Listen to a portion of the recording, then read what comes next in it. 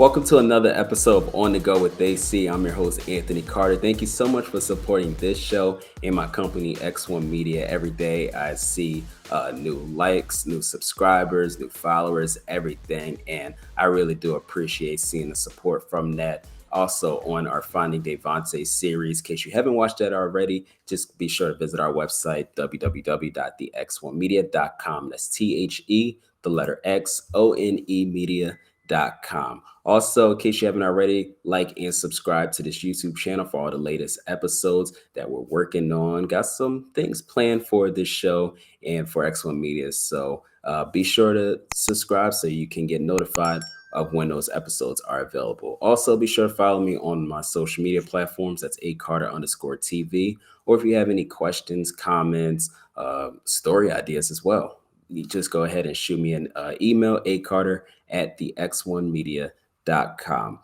Today is a very special episode because I have my first guest for On the Go with DC, and it's a very timely episode as well. It's with Dan Shelley, who's the president and CEO of the Radio, Television, Digital News Association, or RTDNA for short. And it's very timely because Tuesday, so I'm recording this Wednesday, January 24th, but news came out on Tuesday, the 23rd, according to KTLA.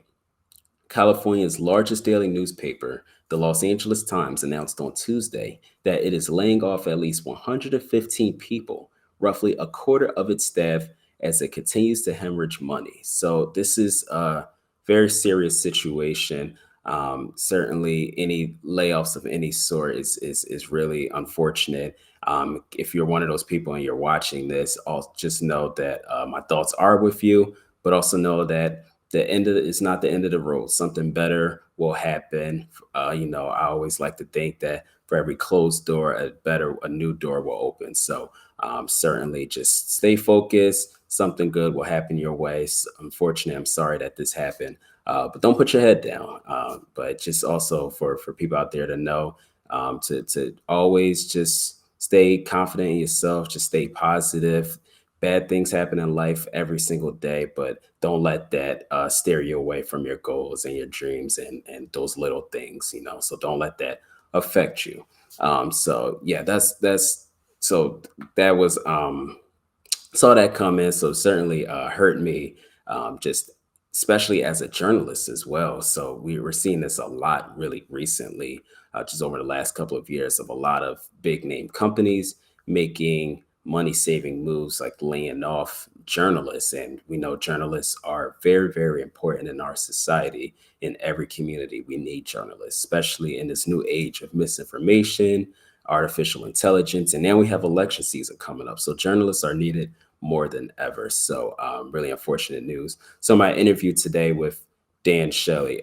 So we didn't talk about LA Times in particular, but we did speak on how much the industry is changing and what journalists and even the people should know about that and how we can work to fix that and just some of the things that they're doing at RTDNA. So we're going to go to a quick public service announcement from the Ad Council, and we'll have that interview immediately after that. So again, thank you for supporting and tuning in to On the Go with AC. Stick around. We'll be right back.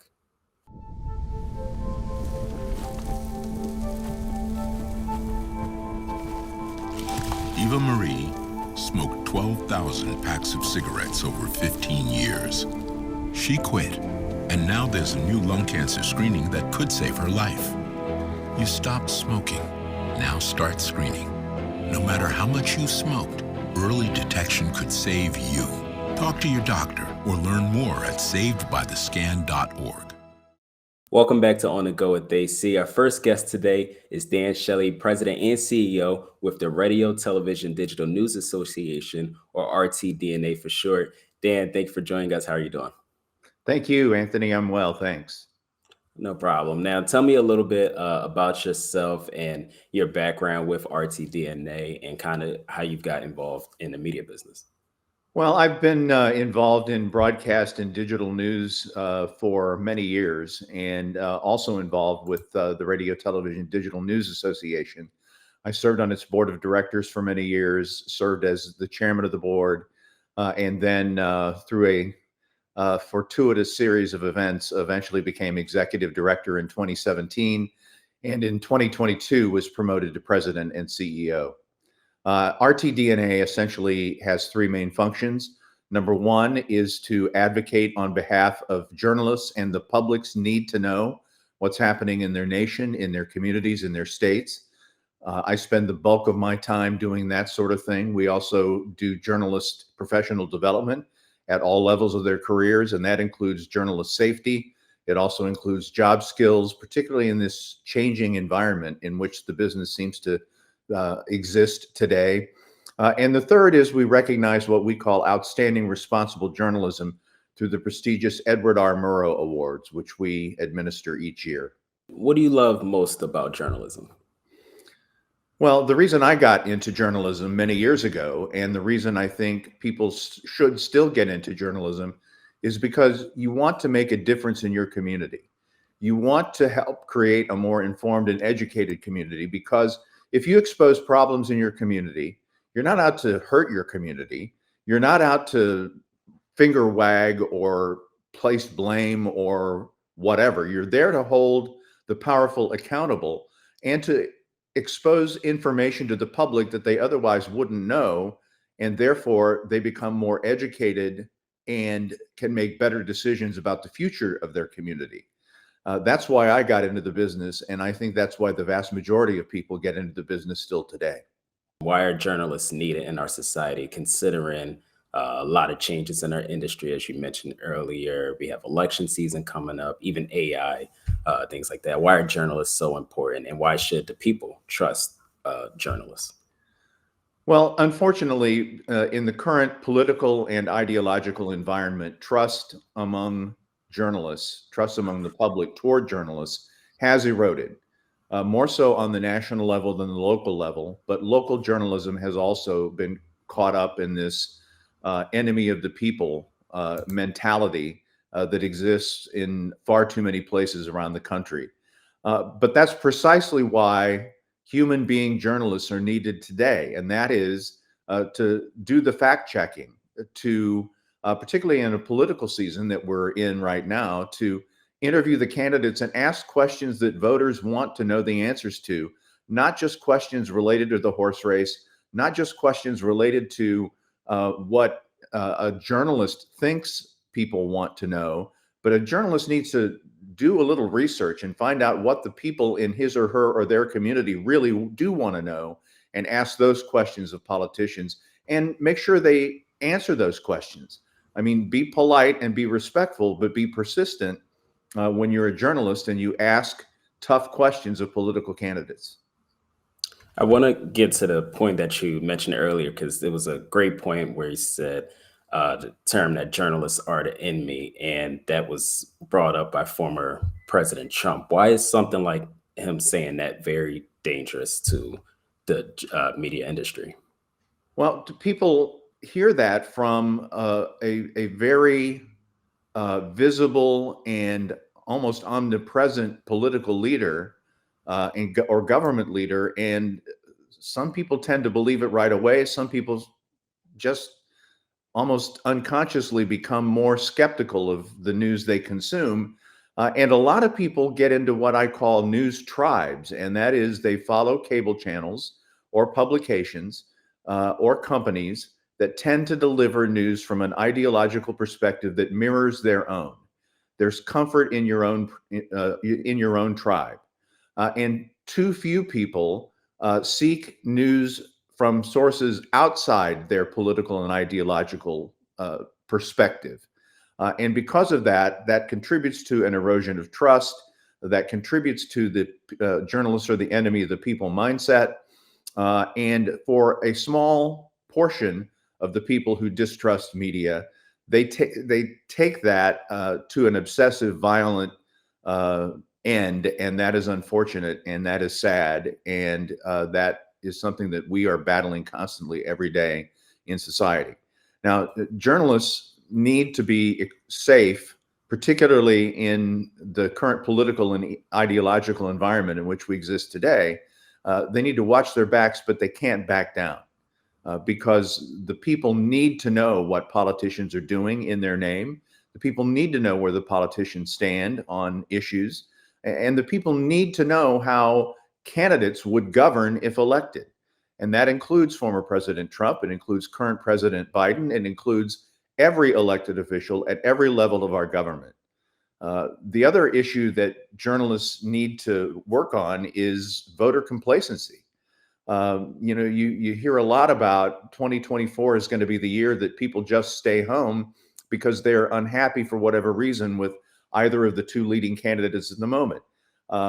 People shouldn't stay home, and journalists should educate them why they shouldn't stay home. Because if they do stay home, there's only one guarantee that exists, and that is you'll get a leader that you don't like. Do you feel as though people are not traditionally watching news the same as they used to? That's a generational issue. If you're a baby boomer or older, you're going to watch news at 4, 5, 6, 10, or 11. If you are younger, you're going to consume it on your phone or on your computer or over it's called OTT through streaming services. You're going to consume news the way you want it, when you want it, and how you want to consume it. And the news industry, particularly broadcast and digital, but also print, the news industry is doing a pretty good job of adapting their delivery mechanisms of news to meet people where they are. Appointment television or appointment radio, newscasts on the hour on radio, newscasts at 6 and 11 or 6 and 10 or 7 and 11, whatever times they are. Appointment viewing or listening only exists in the older generations. Now, that's not to discount it. The older generations tend to vote more and tend to get involved more in civic issues. So they can't be discarded, and the platforms that deliver news and information to them shouldn't be abandoned. But companies, and most, if not all, are to some degree at least, adapting the way they deliver the news to meet the audience where it is and segments of the audience where they are. And I want to get back into kind of just talking about journalists and the media industry. Notice really just over the last few years or so, a lot of journalists, whether it's reporters, anchors, meteorologists, are leaving the industry and even going into other industries as well. And you're starting to see more and more less people, journalists in newsrooms as well. To your knowledge, why are a lot of journalists leaving the industry, and what should news directors and general managers do to fix that problem? Well, I call it the terrible trifecta of 2020. And that is, we had 3 cataclysmic events happen almost simultaneously. Number one, of course, was COVID, which dramatically changed the working environment, not just for journalists, but for everybody. But the unique pressures that exist with journalism were exacerbated when suddenly their stations put equipment in their homes so they could stay safe from COVID, work from home, but then they weren't working 8-hour shifts anymore. They were working round the clock because they didn't have to travel to the station to go to work or to the newsroom to go to work. The second issue was the heinous murder of George Floyd and the long overdue racial reckoning that occurred in this country. Unfortunately, it came with a lot of protest and a lot of violence, and journalists were caught up in that. Not so much by protesters, but by law enforcement across the country, who hundreds of times would arrest, assault, fire non-lethal weapons at journalists just for doing their jobs and trying to document what was happening as the nation's culture shifted post George Floyd. And the third thing, of course, was the contentious 2020 election cycle, where you had, during COVID, you had all of this nasty rhetoric on both sides. And of course, that culminated with the January 6th insurrection at the Capitol, et cetera. So the confluence of those 3 massive, once in a lifetime, we hope, events tend to lead to a lot of burnout in newsrooms and a lot of unaddressed mental health issues in terms of stress, depression, anxiety. And instead of seeking ways to become healthier within the workplace, a lot of people unfortunately left the workplace in journalism. And companies have responded by and large. Most companies that operate newsrooms now are offering new ways to help people cope with mental health crises, and not just mental health crises, but mental health issues. And by mental health, I mean stress, anxiety, depression. So the industry is responding, but unfortunately, it's not keeping a pace with the level to which some people are leaving the business. And that's unfortunate. But there is a mindset and a goal among leaders of companies that operate local newsrooms around the country that, hey, we have to do better by our employees or we're going to lose them. That's a good point that you brought up. And one things that I think about when we see that a lot of people leaving the industry, that makes its way to aspiring journalists, journalists still in college. And I know one college actually eliminated their media program altogether.